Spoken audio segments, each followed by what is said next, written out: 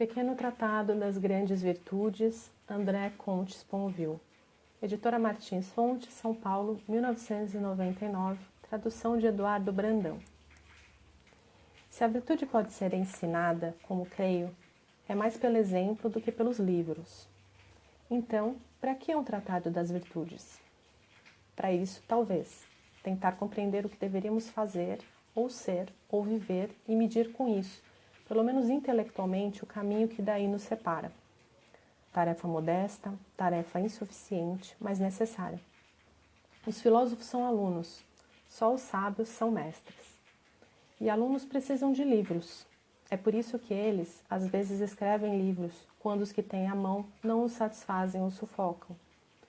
Ora, que livro é mais urgente para cada um de nós do que um tratado de moral? E o que é mais digno de interesse na moral do que as virtudes? Assim como Spinoza, não creio haver utilidade em denunciar os vícios, o mal e o pecado. Para que sempre acusar, sempre denunciar? É a moral dos tristes, uma triste moral. Quanto ao bem, ele só existe na pluralidade irredutível das boas ações, que excedem todos os livros, e das boas disposições, também elas plurais, mas sem dúvida menos numerosas. Mas a tradição designa pelo nome de virtudes, isso é, este é o sentido em grego da palavra arete, que os latinos traduziram por virtus, de excelências. O que é uma virtude? É uma força que age ou que pode agir. Assim, a virtude de uma planta e de um remédio, que é tratar, de uma faca, que é cortar, ou de um homem, que é querer e agir humanamente. Esses exemplos, que vêm dos gregos, dizem suficientemente o essencial. A virtude é poder, mas um poder específico. A virtude do eléboro não é a da cicuta. A virtude da faca não é a da enxada. A virtude do homem não é a do tigre ou da cobra. A virtude de um ser é o que constitui seu valor, em outras palavras, a sua excelência própria. A boa faca é a que corta bem. O bom remédio é o que cura bem. O bom veneno é o que mata bem. Note, leitor, que nesse primeiro sentido, que é o mais geral, as virtudes são independentes do uso que delas se faz, como do fim a que visam ou servem. A faca não tem menos virtude na mão do assassino do que na do cozinheiro. Nem a planta que salva mais virtude do que a que envenena.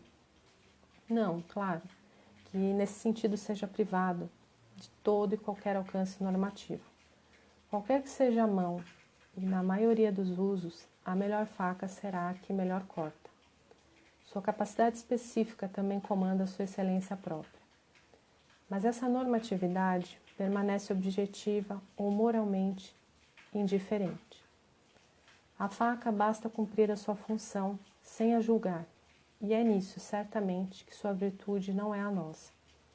Uma faca excelente nas mãos de um homem mau não é menos excelente por isso. Virtude é poder, e o poder basta à virtude. Mas ao homem não, mas à moral não. Se todo ser possui seu poder específico, em que excele ou pode exceler, assim uma faca excelente, um remédio excelente, perguntemo-nos, qual é a excelência própria do homem? Aristóteles respondia que é o que o distingue dos animais, ou seja, a vida racional. Mas a razão não basta. Também é necessário o desejo, a educação, o hábito, a memória. O desejo de um homem não é o de um cavalo, nem os desejos de um homem educado não são os de um selvagem ou de um ignorante. Toda virtude é, pois, histórica, como toda a humanidade, e em ambas, no homem virtuoso, sempre coincidem. A virtude de um homem é o que o faz humano, ou antes, é o poder específico que tem o homem de afirmar sua excelência própria, isso é, sua humanidade, no sentido normativo da palavra. Humano, nunca humano demais. A virtude é uma maneira de ser, explicava Aristóteles, mas adquirida e duradoura. É o que somos, logo, o que podemos fazer, porque assim nos tornamos. Mas como, sem os outros homens? A virtude ocorre assim no cruzamento da hominização como fato biológico e da humanização como exigência cultural. É a nossa maneira de ser e de agir humanamente, isso é, já que a humanidade nesse sentido é um valor, nossa capacidade de agir bem. Não há nada mais belo e mais legítimo do que o homem agir bem e devidamente, dizia Montaigne. É a própria virtude. Isso que os gregos nos ensinaram, Montaigne nos ensinou, também pode ser lido em Spinoza. Por virtude e poder, entendo a mesma coisa, isso é, a virtude, quando se refere ao homem, é a própria essência ou a natureza do homem, enquanto ele tem o poder de fazer certas coisas que se podem conhecer apenas pelas leis da sua natureza, ou eu acrescentaria da sua história, mas esta para Spinoza faz parte daquela. Virtude no sentido geral é poder, no sentido particular, poder humano ou poder de humanidade. É o que também chamamos as virtudes morais, que fazem o homem parecer mais humano ou mais excelente, como dizia Montaigne, do que o outro, e sem as quais, como dizia Spinoza, seríamos a justo título qualificados de inumanos. Isso supõe um desejo de humanidade, desejo evidentemente histórico.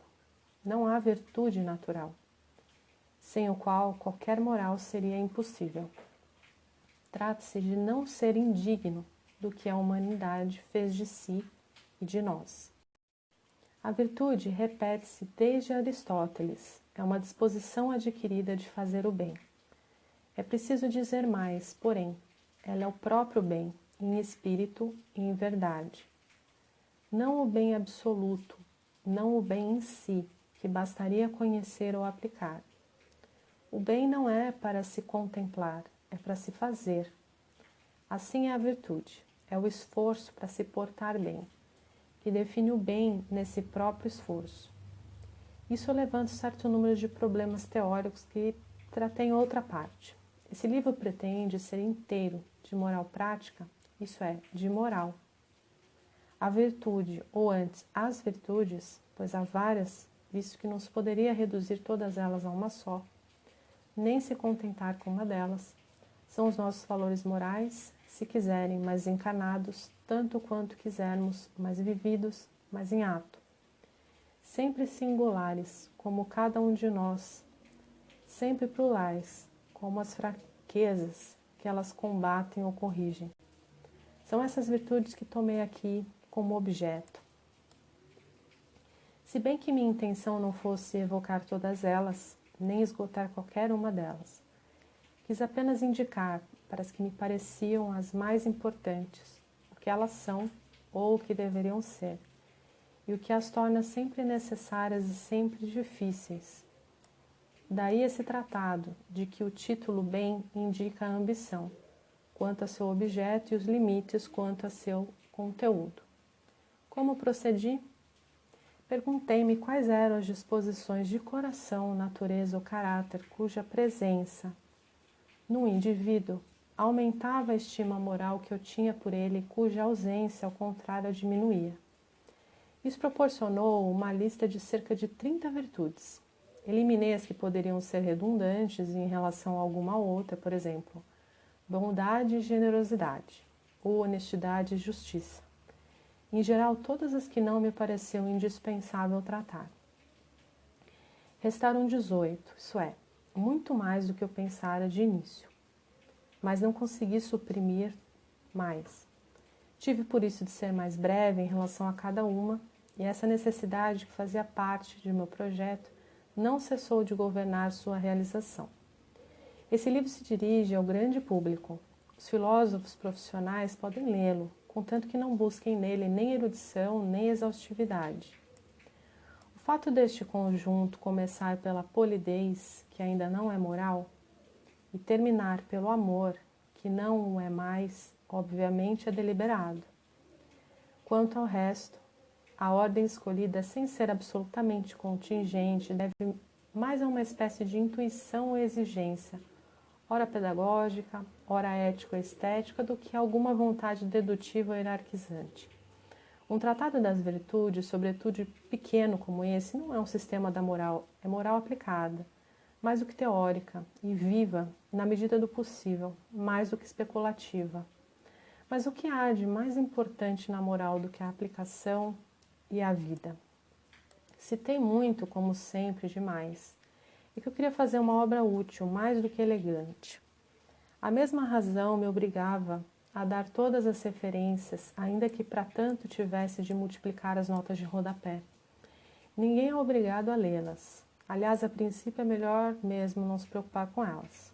São feitas não para a leitura, mas para o estudo. Não para os leitores, mas para os estudantes, quaisquer que sejam sua idade ou sua profissão. Quanto ao fundamento, eu não quis fingir e inventar o que a tradição me oferecia. Quando eu não fazia mais que retomá-lo.